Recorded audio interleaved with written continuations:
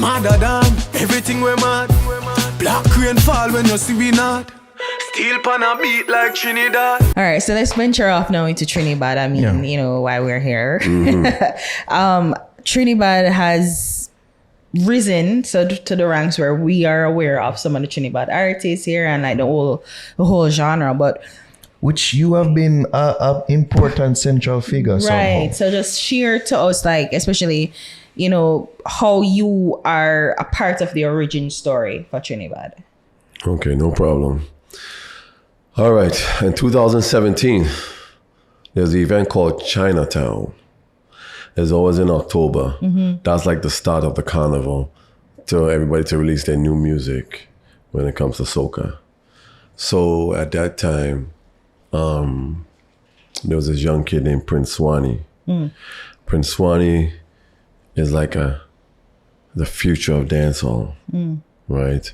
So before I met the kid, dancer, not Trinidad. Dancer. Trinidad, yeah, but Trinidad came in after like a couple of months after. Okay. Trinidad the name came out of nowhere, but it originated by Pun, DJ Pun. So Pun is the one who always say Trinidad. You know what I mean? That was his slogan. Okay. So I was introduced by Prince Swanny from the streets. It's called the Beatum Gardens. And I was called to meet the boss man, the president. Yeah. Prezi. Yeah. Prezi is the boss of the presidents of the Beatum. So I went across in the crowd. He had about 50, 100 men around him. Whole bunch of Moeds and stuff. So he came and talked to me and said, yo, can my little soldier could perform at Chinatown? I told him, boy, this is a soca event. I don't know. I never see any dancehall artists perform on that stage. I said, I'll see what I can do. I can't promise you. I'll see what I can do. So after that, I went back to the backstage. I saw the promoter. I said, Chinese, and is it possible? Can a young artist from the Beatum Gardens could perform on your stage? Of course, Chinese say, bravo, bravo, bravo. This is a soca event. I don't know if I could do that. You know what I mean? And such and such and such. Then he say, you know what? Give me 20 minutes. Let me think about it. After that, 10 minutes went by. He said, yo, bravo. He could perform, but one song though. One song. That was Brother, Brother. And that was it. So at the end of the morning, because it's a morning event, after Iowa George performed, Blacks, rest in peace, College Boy Jesse, a lot of artists performed on that morning. The last artist to perform was Prince Swanny. Yeah. So when they introduced him, the crowd went crazy and sing, brother, brother, you love a brother. It's a song that people miss a brother or a sister. So we call it brother, brother. And after he finished performing that song, he came out with this song called Go For Them. It's called The Zest of Them, The Rest of Them. The crowd went crazy. He didn't sing the song yet. The crowd sang the song. Then Swanny ended up looking at me and look at the promoter. He said, go ahead, finish off. The kid explode like a volcano. I seen a young artist instantly rise. Yes, so fast. That young kid was like, I don't know, he's the future of dancehall. What do you think it was about him that connected people so quickly? The streets, and people was understanding him. And plus now these days, the social media, it was now started kicking very heavy at that time, 2017. And he was everywhere. He was in my radar all the time. After I heard about him, he was under my radar. And everyone said, who's Prince Swanny? And that was it. Yeah. So after he finished perform, I ended up, a lot of people told me, who's he? There was one person came up to me, and that was Gaza G. Gaza G went up to me and said, who's that? I said, that's the future of dancehall. That's Prince Swanny. And that was it. I introduced her to Prince Swanny, to Gaza G.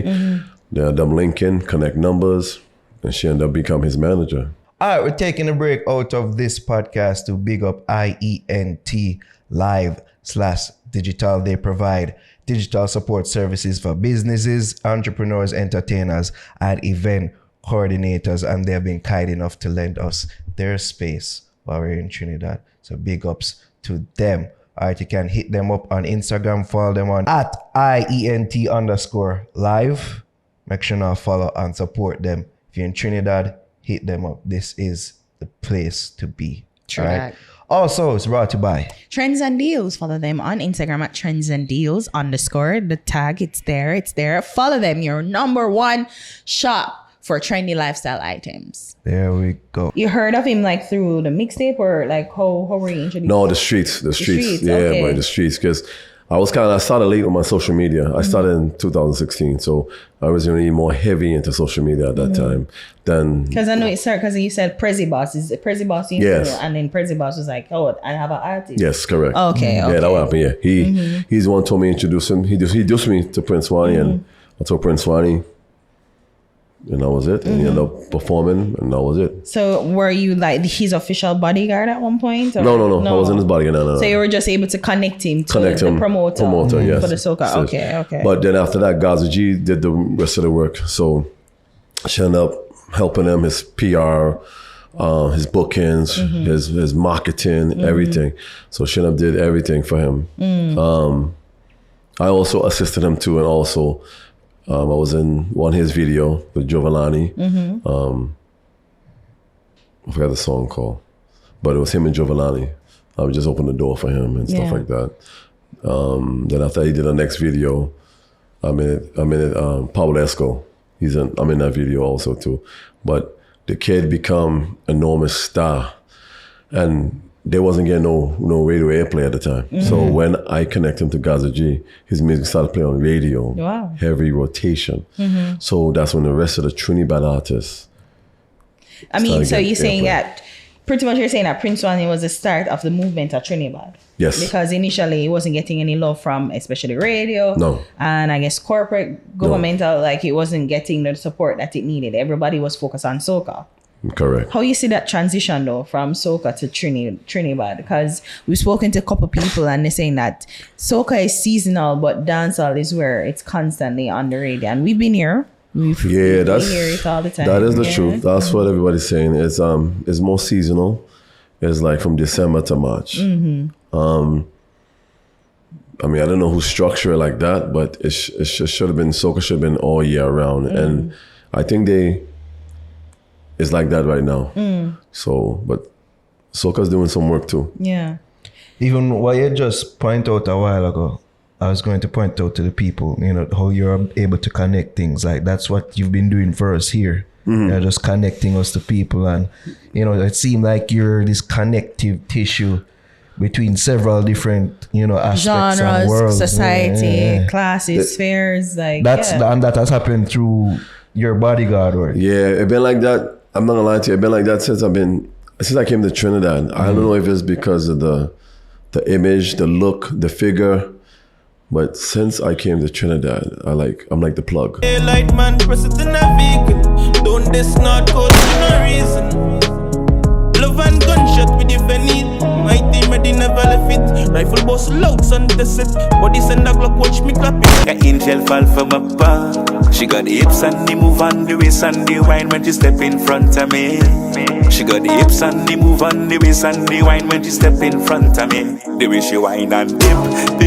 But just vibe, and just vibe, just vibe. Sometimes I just wanna get high all by myself and just vibe. Different thing when me a pre in a life make me realize not for them on the hype.